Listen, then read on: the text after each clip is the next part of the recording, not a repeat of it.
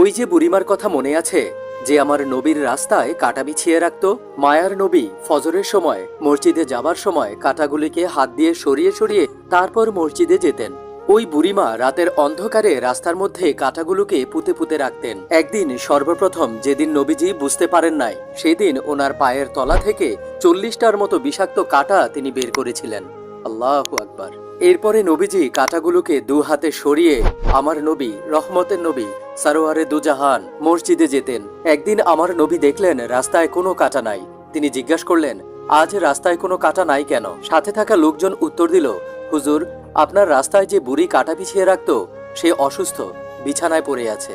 এই সেই বুড়ির বাড়ি, যেখানে হাজিগণ হজ করতে গেলে এই বাড়িটি দেখতে যান। বুড়ির বাড়ি থেকে সামান্য পরিমাণ দূরে অবস্থিত এই সেই মসজিদ, যে মসজিদে নবীজি রাসূলুল্লাহ সাল্লাল্লাহু আলাইহি ওয়াসাল্লাম নামাজ পড়তেন। সুবহানাল্লাহ।